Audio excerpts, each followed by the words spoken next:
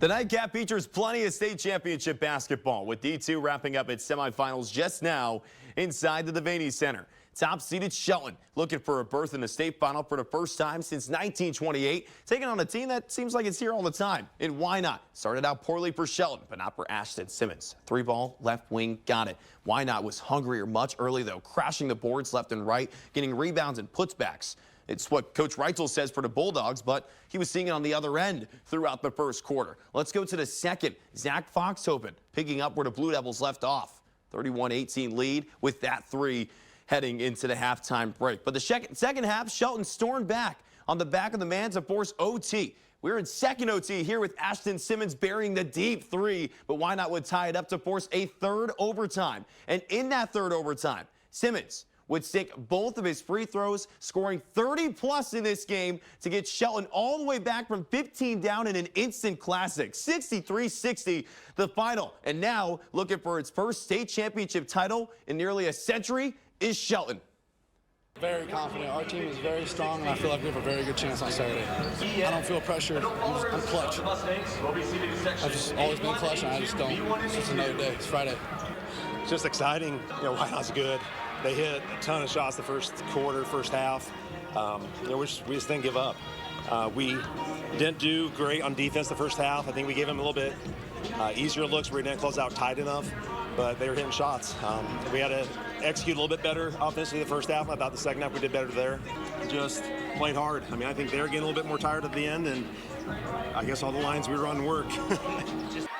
Boys are buzzing. D2 semifinal number 2. Maywood Hayes Center against SCM. Looking for a spot in the title game tomorrow. Mustangs starting out hot. Chance Dakey. Corner 3 is true. Mustangs take the early lead.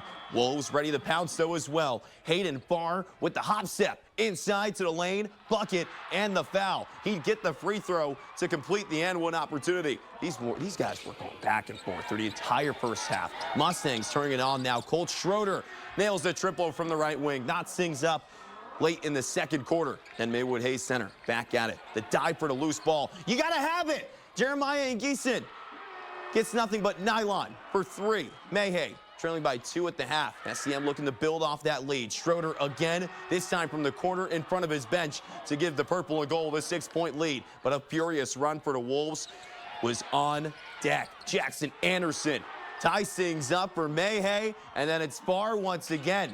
Look at the little fake. Inside to the bucket. Maywood Hayes Center pulls away, and this time it's from the corner.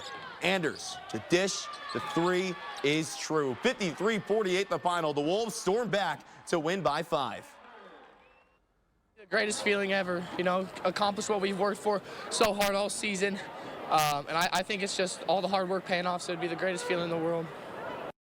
Plenty more games going on before the 2 night games. Sports Director Darren Winberg talks semifinal action of the NSAA Boys Basketball State Championship in Lincoln.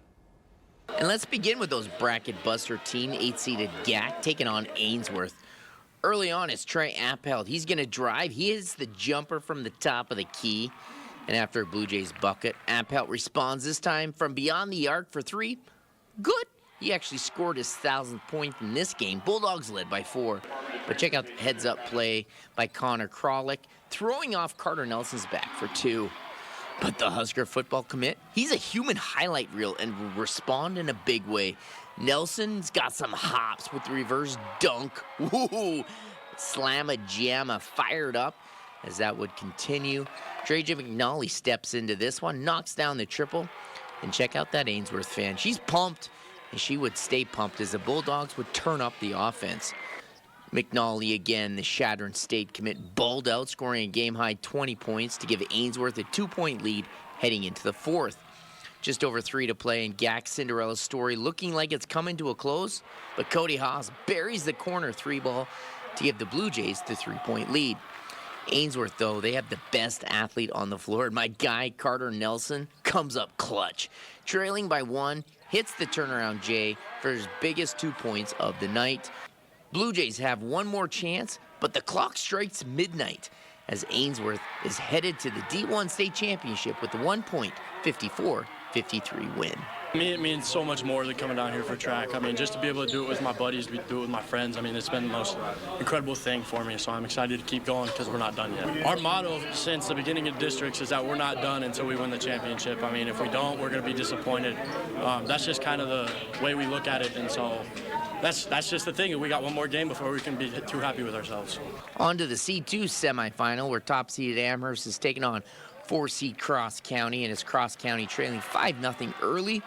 But they get back 3 in a hurry as the University of Illinois football commit Tanner Hollinger gets the hoop in the arm. It's now 7-3 in Amherst. More specifically, Tage Hadwiger takes his game to a next level. 3-ball, splash. But Tage is just getting started. Step back, Bobby Jack, give me some of that 3-ball, buckets. Hadwiger now in transition, steps into this one, bang, as he nails another one. But wait, Hadwiger with the heat check. Splash. Are you kidding me? He's on fire, scoring 14 of Amherst 19 points as they led by 13 early. Hadwiger does it on the inside too. Check out the give and go with Carter Riesland. He lays it in off the window as he would finish with 17 points in the first quarter as Amherst led 35-21. Second half Cougars, though, they're clawing their way back. Wyatt Hengelfeld for 2 to cut into the deficit. But every Batman needs a Robin, and Austin Adelung is just that, as he would stick 3 balls on his way to 16 second half points. Hadwiger, he would finish with 30 as Amherst are headed back to the C2 state championship.